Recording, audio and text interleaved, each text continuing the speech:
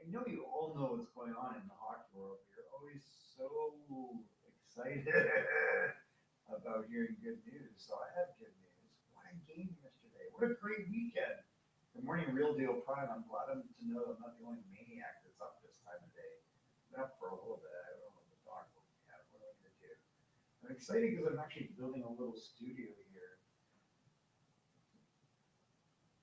Looking all right. I got some professional help. Not that type of professional help. But what a great weekend if you're a Red Wings fan. Lots of good stuff going on. We had games against the Ottawa Senators, and then yesterday against the Calgary Flames. Cleaned up in both of them. Not in a little way. The Red Wings are like the number one offense in the NHL. Did you see that? I didn't see that. Did you see Alex DeBrincat pumping in so many goals and Joe Veleno? Oh, Joe Veleno. Oh, let's see. What's going on with my sound? Okay, thanks for letting me know. Let's check out the sound. Oh, I know why. Hold on. There, the new studio thing set up, and it was going to the wrong microphones. Thank you, Real Deal Prime, for joining. I'm glad that the two of us are up at 6:30 a.m. Eastern time. I fly, so I need to make sure that I got this out before I fly. What a great weekend if you're a Red Wings fan, is what I was saying before. Two big games against Ottawa and then Calgary, cleaning up in Canada over the weekend. How do you feel about Alex DeBrincat trade now? Jonathan Berggren gets called up. Big game for Joe Veleno in both these games, playing really well. It's getting a little bit overshadowed by the performance of DeBrincat, but man, he's looking very good as well. All right, let's breeze through this. First of all, the big question I had was, will Ottawa boo Alex DeBrincat? Oh, yes, they will. Yes, they did, and that's what happened. But Brady Tkachuk was kind of the center of this game. If you look at the score part, there were penalties by the Red Wings, and they were all against Brady Tkachuk, I think. And then it culminated with like a fight between Rasmussen and DeBrincat, or Brady Tkachuk. But DeBrincat was public enemy number one. Thanks, Real Deal. Appreciate you pointing that out to me. I wouldn't have known. I guess I got to get headphones so I know these things. I did not anticipate this crushing. And the Ottawa Senators might have the mouthiest fans and the most in denial fans. There's something about the psychosis of Toronto that permeates that team. There's a psychosis in Ottawa. Maybe get a non-government job, guys. Maybe stop, just making excuses for your lack of ambition in life. Because losing 5-2, you should be humbled. You supposedly had nobody on this team that was even as good as your top six. I saw these comments on Twitter. Wrong. Oh my God. Well, Lucas Raymond looking pretty damn good right now as well. But DeBrincat is the real story here. Let's skip this one. Let's see. We'll come back to that because I put that out of order. Jake Sanderson did get this game going, but then Shane Gostisbehere, I was not that enthusiastic about this acquisition. He is much better and more effective than I realized. There's a reason this guy gets 12, 15 goals in 4 of his seasons. He's always got an offensive mindset. He is not bad defensively. As a number 3-4 defenseman, this is a huge addition to the Red Wings. And the power play is clicking. Are they at 40% now? Probably dropped after yesterday, but at one point, I think going into yesterday's game, they might have been at 40% on the year. Well, Gostisbehere ties it up, but then Joe Veleno putting the Wings up in the second on a nice wrister, and he's been making some really nice passes too. He's setting up plays. I think he set up Gostisbehere in the prior game, right? For his goal in the prior game. Joe Veleno looking very, very solid, but he gets his first of the year. And then David Perron, his second of the year, puts the Red Wings up 3-1. Where's all this talent? Where's Tim Stützle? I love Tim Stützle, I'm not going to lie.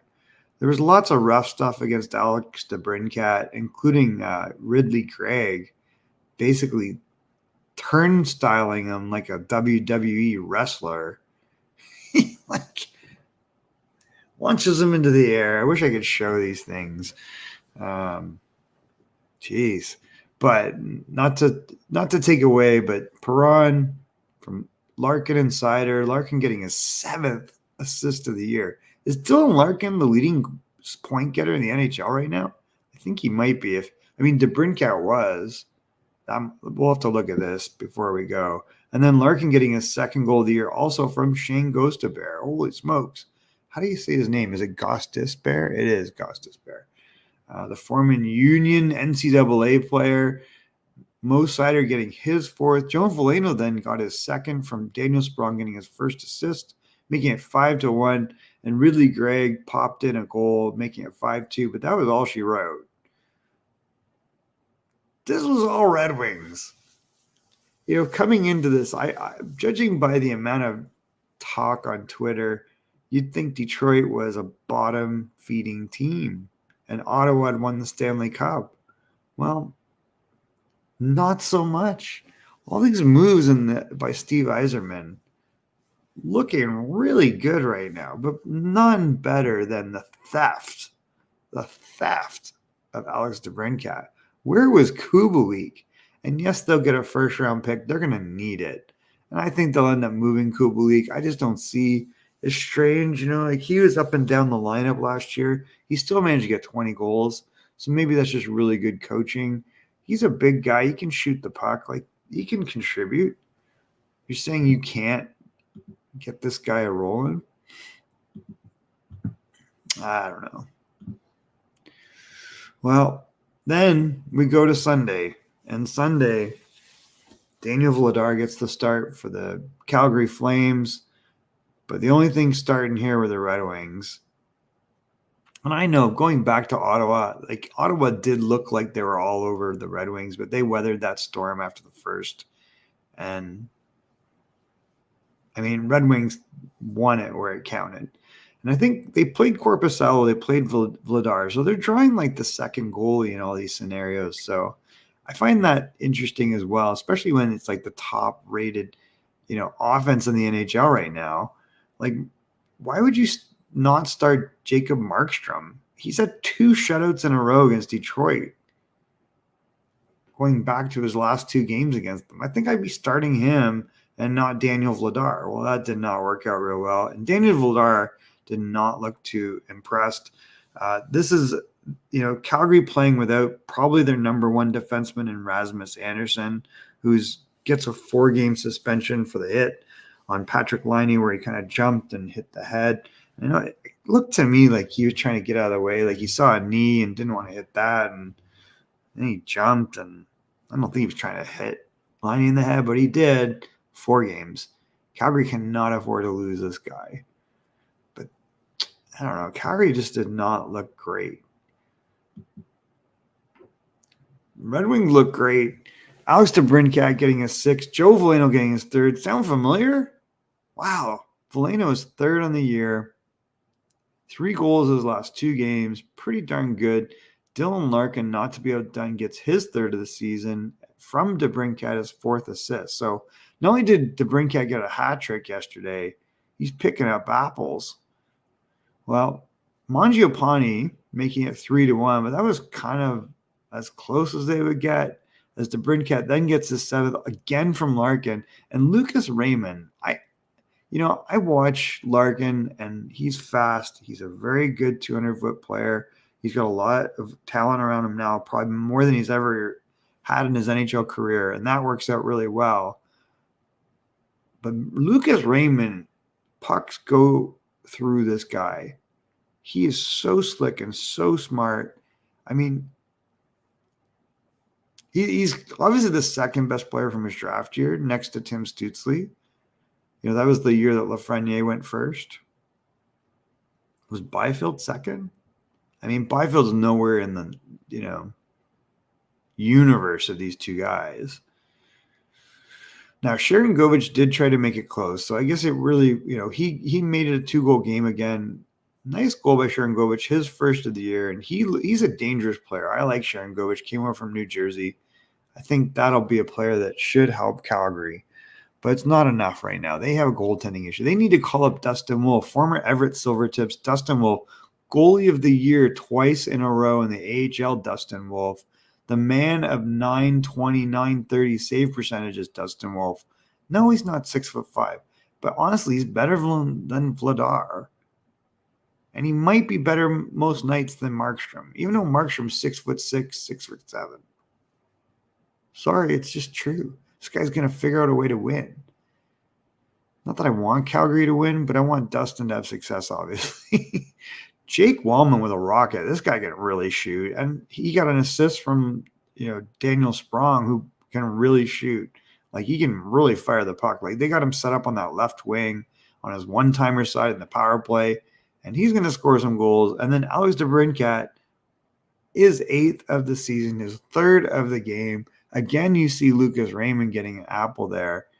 Now, the guy I want to mention, James Reimer, 2nd win in a row, only 2 goals against. It's 2 games in a row where the Red Wings only allowed 2 goals. Now, again, they are drawing the backup goalie. So I find that interesting.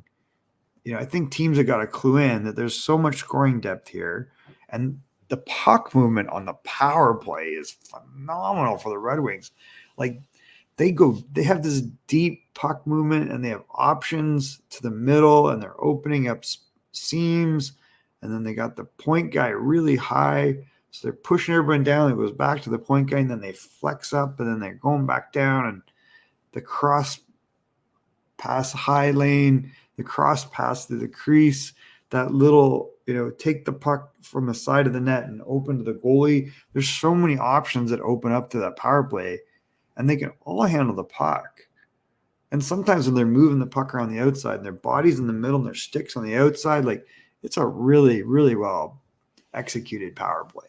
The puck movement is awesome on the Detroit power play. I mean, this is really something to watch. Justin Hall, by the way, his 3rd assist of the year. This is a guy I figured was going to do really well in Detroit. He was just in the wrong chair, as Coach Frenchie likes to say, in Toronto. He's a big guy. He moves the puck well, and playing less minutes helps him. Like, him being a 4 or 5 is, like, phenomenal. Sherratt looked okay yesterday. Ghosts Bear has been much better than I anticipated. Petry's not my favorite. Sherratt's not always my favorite. They, tries to do too much, Sherratt, and Petry makes mistakes defensively, but Justin Hall is pretty damn solid. I don't know why you would sit this guy. I think did he sit the prior game? I can't remember. The prior game, the one before. I like Hall. I don't know. For me, Jonathan Berggren, by the way, playing on the 4th line, I was like, man, he set up some plays, and he is such a smooth operator. He had one play where he was going along they put him on the power play late in the game, and he goes along the sideboard, and then he put the puck behind himself, and it went to his teammate in the open. He had another pass that went to Christian Fischer, and Fischer couldn't finish. I mean, he's got to play with better players. He is too good to be playing with, no offense to Austin Czarnik and Christian Fischer, but man, you got to put this guy at least on the 3rd line, maybe the 2nd. He has all the potential in the world. He's so good. He's so smart. He's so fast. He's a good forechecker. He handles the puck smoothly. He finds open seams, and he can shoot. Like, he's got a good, accurate shot. Like, let's not forget what Jonathan Berggren is. Don't just call him up and waste him. Get him on a good line. Get him with some talent out there. I'm liking Rasmussen. I don't know if I like him on the wing. I think he needs to play center, guys. But I know it's tough because you've got, like, Comfer and Kopp and all these guys in the middle. You're not going to take Larkin's spot. Joe Veleno's looking legit. I don't know. I mean, I do like Comfer so far. He's been pretty good, but Lucas Raymond, has he got 5 points his last 6 games, I think? Lucas Raymond's been producing. There's a lot of offense from the wings. Kopp's been playing wing with Comfer, and I think Rasmussen on the left side. And then you've got, Veleno's playing really well. So, yeah, it's going to be tough. Berggren on the left side, though, has got to play with someone. I mean, he's got to go somewhere. It's not going to take time from Raymond and DeBrincat and Larkin. Perron seems to be able to move up and down the lineup. I like There's just so much depth. So much depth. I would not be starting my backup goalie against Detroit right now. And they're getting on the power play is like lethal for them. All right. Well, great weekend if you're a Red Wings fan, outscoring the opposition 11-4 in 2 games. Not much else you can say if you're an Ottawa Senators fan. I saw some really crazy stuff that, we dominated you. You got lucky. Or you went again. And Korpisalo did not look great. I agree. Vladar did not look great. But how much of that is because of the way Detroit is playing? A lot. So the next games coming up for these guys is the Seattle Kraken, who are 1-4-1. They've kind of taken a page out of the Kraken's playbook with this depth approach. And now being 1-4-1, like last year, they were like, everybody loved the Kraken. They're so dominant. I'm like, I watched that team. I don't get it. Matty Beniers, great rookie year, always due for a bit of a sophomore slump for whatever reason that is. That always seems to happen to guys. Seattle's not that young, by the way. What by the way happened? I haven't even paid attention. If I look at the Kraken lineup, Tolvanen played real well last year. He has no goals. McCann continues to produce goals. He's got 2 goals in 6 games. Schwartz, 2 goals in 6 games. But Matty Beniers, no goals and an assist. -8 in 6 games. So that's a big issue. Kyler Yamamoto got a goal, the former Red Wing for 2 seconds, former Edmonton Oiler. I think Brandon Tanev is injured, and he's a big part of that team. Not much offense coming from the back, although Vince Dunn has 5 points in 6 games, but is a -4. So they've got some stuff going on there. They got Philippe Grubauer, 0-4, a 304 goals against. That's not good for Seattle. And Joey Decor is the backup. So, they had Martin Jones last year. Why would you keep Martin Jones? Like, he was playing really well. I don't get that. And Shane Wright, once again, does not make this team.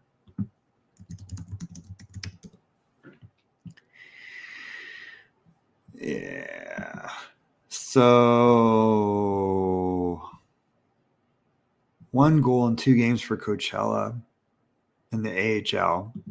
Not the music festival, the AHL team. At some point, you're going to have to call this guy up. Right? Like, just got to happen. It's not like you're getting it done without him. You might as well play this guy. Seattle is not that young a team if you look at this group. So looking ahead to that, you've got to say pretty good timing of the Red Wings coming up against a team 1-4-1. I don't like Seattle in net.